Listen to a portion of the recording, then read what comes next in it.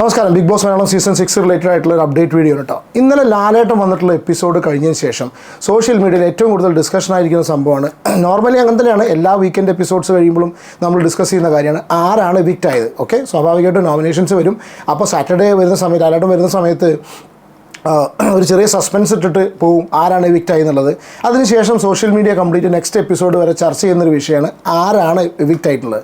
അപ്പോൾ ഇപ്രാവശ്യം ആ ഒരു ചർച്ചാ വിഷയത്തിൻ്റെ നറുക്ക് വീണിരിക്കുന്നത് രതീഷിനാണ്.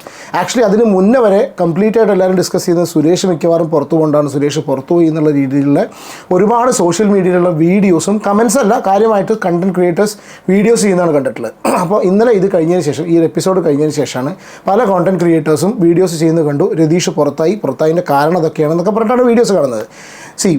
ഇത് നമുക്ക്, ഞാൻ എൻ്റെ കുറച്ച് കോൺടാക്ട്സിനായിട്ട് വിളിച്ച് നോക്കുന്ന സമയത്ത് ഈ കോണ്ടന്റ് ക്രിയേറ്റേഴ്സിന്, പക്ഷേ കോണ്ടന്റ് ക്രിയേറ്റേഴ്സ് തന്നെയാണ്.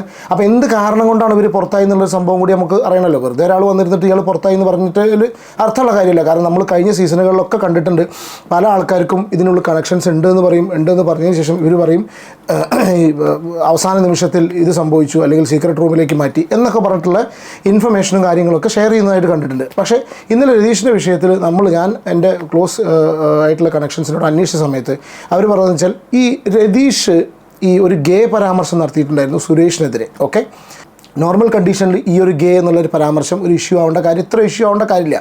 പക്ഷേ ബിഗ് ബോസ് ഒരു ഗെയിം ഷോ ആണ്. രണ്ടാമത്തെ കേസ്, ഈ ഗെയിം ഷോ ആവുന്നതോടുകൂടി നമ്മുടെ ഒപ്പോണൻറ്റിനെ, ഏതൊക്കെ ഒപ്പോണൻറ്റ് നമുക്ക് സ്ട്രോങ് ആയി തോന്നുന്ന ഒരു ഒപ്പോണൻറ്റിനെ ഏത് രീതിയിൽ നമ്മൾ പുറത്താക്കും എന്നുള്ള രീതിയിൽ ഒരു സ്ട്രാറ്റജി അവിടെ 24/7 minute by minute, second by second workout ചെയ്തുകൊണ്ടിരിക്കുകയാണ്. അപ്പോൾ ആ ഒരു സിറ്റുവേഷനിൽ ഈ രതീഷിൻ്റെ അനുഗ്രഹം എന്ന് പറഞ്ഞാൽ ആളുടെ സൗണ്ടാണ്, സൗണ്ടല്ല, ആളുടെ വാക്കുകളാണ്. ആ വാക്കുകൾ തന്നെ നമുക്ക് തിരിച്ചടിക്കുന്ന സിറ്റുവേഷൻ വരും. അതെന്ന് വെച്ചാൽ അത് ഒപ്പോണൻസ് വളരെ ക്ലിയർ ആയിട്ട് യൂട്ടിലൈസ് ചെയ്യുന്നത് നമ്മൾ ഇതിന് മുന്നുള്ള സീസണുകളിലും കണ്ടിട്ടുണ്ട്. എസ്പെഷ്യലി മാരാരുടെ കേസ് നമ്മൾ ഒരുപാട് കണ്ടാണ്. കാരണം ഞാൻ കമ്പയർ ചെയ്യല്ല, മാരാനും രതീഷിനും കമ്പയർ ചെയ്യാൻ പറ്റില്ല. പക്ഷെ എന്നാലും ഒരുപാട് സംസാരിക്കുന്ന ഒരു വ്യക്തി എന്ന് മാത്രം ഉദ്ദേശിച്ചു. പിന്നെ കഴിഞ്ഞ സീസണിൽ മാരാർക്ക് ഇങ്ങനെ കുറേ സംഭവങ്ങൾ ഉണ്ടായതുകൊണ്ട് മാത്രം പറഞ്ഞാണ് കേട്ടോ. അപ്പോൾ സ്വാഭാവികമായിട്ടും സംസാരിക്കുന്ന സമയത്ത് ഒരാൾ ശ്രദ്ധിച്ചില്ല എന്നുണ്ടെങ്കിൽ ഇതുപോലുള്ള കാര്യങ്ങൾ മറ്റുള്ളവരെടുത്ത് ആയുധമാക്കും. നമുക്ക് അറിയാൻ കഴിഞ്ഞ ഇൻഫർമേഷൻ എന്ന് പറഞ്ഞാൽ, അതായത് രതീഷ് ഈ ഒരു പരാമർശം നടത്തിയ സുരേഷിനെ, എസ്പെഷ്യലി സുരേഷിൻ്റെ വീട്ടുകാരെ ഒരുപാട് ഹേർട്ട് ചെയ്തിട്ടുണ്ട്. സുരേഷിൻ്റെ വീട്ടുകാർ പോലീസിൽ കേസ് കൊടുത്തിട്ടുണ്ടെന്ന് വരെ ഇൻഫർമേഷൻ നമുക്ക് കിട്ടിയിട്ടുണ്ട്. ഓക്കെ, ഇത് എത്രത്തോളം ജെന്വിൻ ആയിട്ടുള്ള ഇൻഫർമേഷനാണ്, കൺഫേംഡ് എന്ന് വെച്ചാൽ നമുക്ക് 100% പറയാൻ പറ്റില്ല.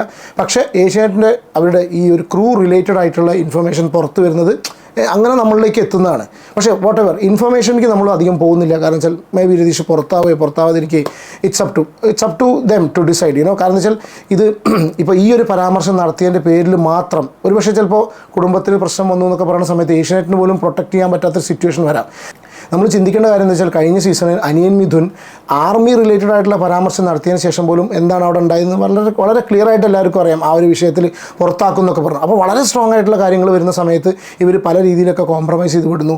പിന്നെ രതീഷിൻ്റെ ഒരു കാര്യത്തിൽ എനിക്ക് ഇത്ര പറയുള്ളൂ, രതീഷിനെ പുറത്താക്കാനുള്ള ചാൻസസ് ഞാൻ അധികം കാണുന്നില്ല. ഓക്കെ, പുറത്താക്കി, ഇതിന് കൺഫേംഡ് ആയിട്ട് പുറത്താക്കി എന്നുള്ള പല രീതിയിലുള്ള ന്യൂസ് വരുന്നുണ്ടെങ്കിലും എനിക്കെന്തോ എവിടെയോ വിതൗട്ട് രതീഷ്, ഞാൻ രതീഷിൻ്റെ ഒരു ഫാനല്ല. എനിക്ക് രതീഷിൻ്റെ ഒരു ആറ്റിറ്റ്യൂഡോ അയാളുടെ മാനറിസംസ്, അയാൾ ഗെയിം പ്ലേ ചെയ്യുന്ന ആ ഒരു രീതിയോട് എനിക്കെന്തോ പേഴ്സണലി യോജിപ്പില്ല.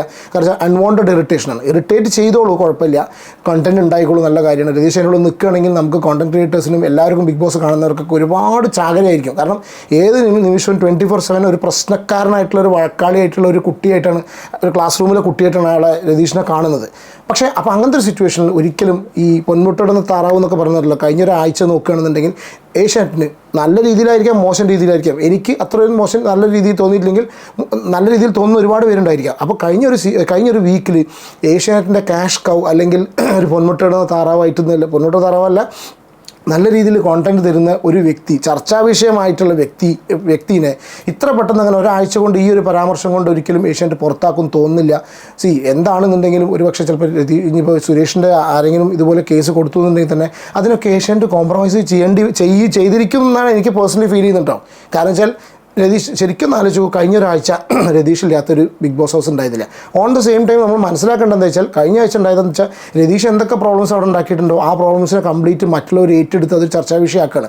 ഒരുപക്ഷെ ചിലപ്പോൾ അവർ ഇതൊന്നും കഴിഞ്ഞ ആഴ്ച ഡിസ്കസ് ചെയ്തില്ലായിരുന്നുണ്ടെങ്കിൽ വേറെ രീതിയിൽ കളി പോയേനെ. ഇനിയുള്ള വരും ആഴ്ചകളിൽ രതീഷ് ഇതുപോലെ പ്രശ്നങ്ങൾ ഉണ്ടാക്കുന്ന സമയത്ത് രതീഷിനെ ഇഗ്നോർ ചെയ്ത് വിടാനുള്ള ആ ഒരു ഗെയിം സ്ട്രാറ്റജിയാണ് അവരുടെ ഭാഗത്ത് നിന്ന് ഉണ്ടായിരിക്കേണ്ടത്.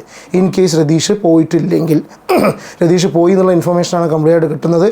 നമുക്ക് അതിനെക്കുറിച്ച് ഒരു ഇൻഫറൻസിൽ എത്തണമെന്നുണ്ടെങ്കിൽ ഇന്നത്തെ വീക്കെൻഡ് എപ്പിസോഡ് ആയാൽ മാത്രമേ പറയുള്ളൂ.